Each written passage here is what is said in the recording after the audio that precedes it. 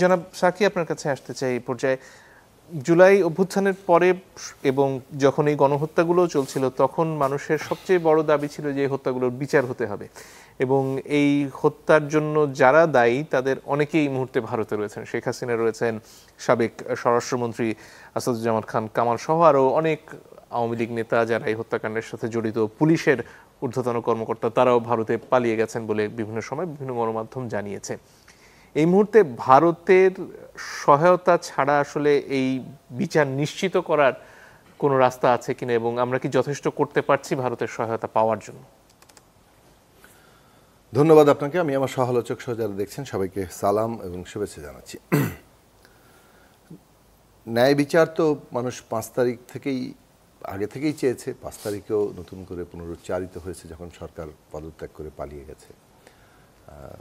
এখন পর্যন্ত আমরা ন্যায় বিচারই চাইছি।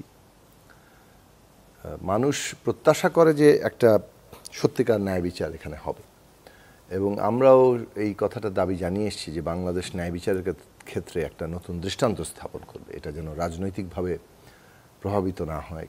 এটা রাজনীতি আছে এর মধ্যে, কেননা তারা তো একটা রাজনৈতিক অপরাধ করেছে, কিন্তু ন্যায় বিচার পাওয়ার ক্ষেত্রে তাদেরও যেন কোনো অভিযোগ না থাকে। সেই রকম স্বচ্ছতার সাথে, দক্ষতার সাথে, পেশাদারিত্বের সাথে এই বিচারটা যাতে হয়।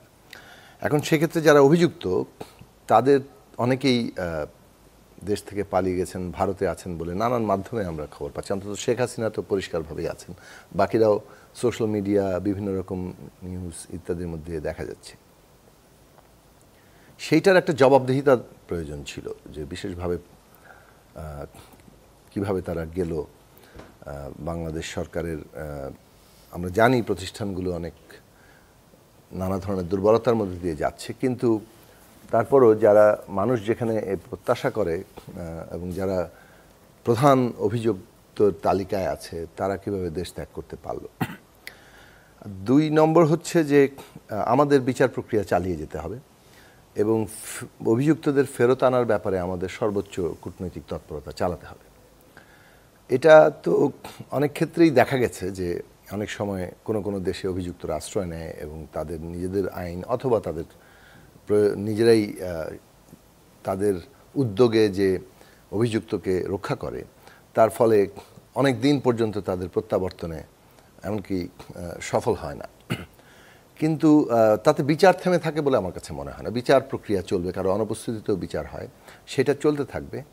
এবং আমরা আশা করি যে সরকার কূটনৈতিকভাবে তাদের সর্বোচ্চ চেষ্টা চালিয়ে যাবে অভিযুক্তদের ফেরত আনার ব্যাপার। আরেকটি বিষয়, যেহেতু ভারতের ক্ষেত্রে এসছে, বাংলাদেশের জনগণের, ভারত আমাদের নিকটতম প্রতিবেশী এবং আমরা তো প্রতিবেশী বদলাতে পারবো না। ভারতের সাথে আমরা একটা সুসম্পর্ক চাই, এবং এইটা স্পষ্টভাবে 5ই আগস্টের অভ্যুত্থান আবার নতুন করে জানিয়ে দিয়েছে, একেবারে একটা পুরো জনগোষ্ঠীর উত্থানের মধ্য দিয়ে, যে আমরা একটা সার্বভৌম বাংলাদেশ চাই এবং তার ভিত্তিতেই ভারতের সাথে সুসম্পর্ক চাই। আগের পদানত বাংলাদেশকে আর পাওয়া যাবে না।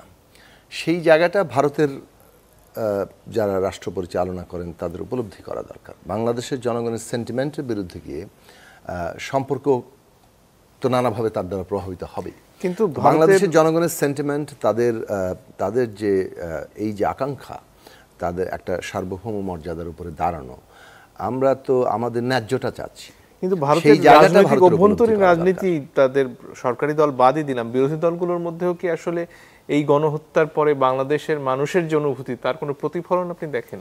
না, সেটা দুঃখজনকভাবে এটা দেখা যাচ্ছে। ভারতের মিডিয়ার একটা উল্লেখযোগ্য অংশ, ভারতের শাসক দল, এমনকি অন্যান্য দলেরও অবস্থান, অনেক ক্ষেত্রে নীরবতা, এইগুলো বাংলাদেশের বিরুদ্ধে যেরকম একটা প্রোপাগান্ডা তারা শুরু করেছেন, প্রোপাগান্ডা ওয়ার বলা চলে, এক ধরনের মিথ্যা যুদ্ধ তারা চালিয়ে যাচ্ছেন সোশ্যাল মিডিয়াতে, বিশ্ব মিডিয়াতে, এবং সেইটা বাংলাদেশের জনগণকে অপমানিত করা হচ্ছে আমি মনে করি। এবং এইখানে তথ্য এবং ঘটনার যে বিকৃতি আছে এবং নানা ধরনের অপতথ্য, মিথ্যা তথ্য যেভাবে তারা প্রচার করে যাচ্ছেন, সেটাতে তাদের পৃষ্ঠপোষকতাটা কিন্তু পরিষ্কারভাবে বোঝা যায়। তাদের রাজনৈতিক নেতৃবৃন্দ যে ভাষায় কথা বলছেন, সেটা থেকেও স্পষ্ট যে এর মধ্যে একটা পৃষ্ঠপোষকতা আছে। সে কারণে এমনকি ভারতের অনেক মিডিয়া ছাড়িয়ে সোশ্যাল জায়গাতেও মানে এটা যেন একটা প্রতিষ্ঠিত সত্য, বাংলাদেশে হিন্দুদের উপর নির্যাতন চলছে, বাংলাদেশে কোনো জায়গা নেই, মানে কোনো এখানে কোনো ন্যূনতম গণতান্ত্রিক অধিকার নেই, এই সমস্ত কথাবার্তা, সেটা বোঝা যায় যে ওখানে একটা মাইন্ডসেট তৈরি করা হয়েছে। সেইটার বাংলাদেশের জনগণকে, বাংলাদেশকে বিকৃতভাবে কেবল উপস্থাপনা, বাংলাদেশের জনগণকে প্রতিনিয়ত একটা খুবই অপমানজনক একটা জায়গাতে, সেটার আমরা তো আমাদের দিক থেকে আমাদের করতে হবে। আমরা কিভাবে এটার বিরুদ্ধে লড়াই করব, মিথ্যার বিরুদ্ধে সত্য নিয়ে লড়াই করব। আমরা ফ্যাসিবাদের বিরুদ্ধে যেমন গণতন্ত্র নিয়ে লড়াই করছি, তাদের সাম্প্রদায়িক সমস্ত উস্কানির বিরুদ্ধে আমরা একটা সম্প্রীতি, একটা ঐক্যের জায়গা নিয়ে আমরা লড়াই করছি। সেইটা সারা দুনিয়ার কাছে অনেকটাই স্পষ্ট হচ্ছে। আরও জোরালোভাবে আমাদের সেটা করা দরকার। ভারতকে আমরা বারবার বলবো বাংলাদেশের জনগণের দিক থেকে এই স্ট্যান্ডিংটা জনগণের, সরকারের সমস্ত জায়গা থেকে দেখানো দরকার যে আমরা এই যে বাংলাদেশের জনগণের আকাঙ্ক্ষা, এইটাকে ভারতকে সম্মান করতে হবে, এর বাইরে গিয়ে আর কিছু হবে না। অনেক ধন্যবাদ।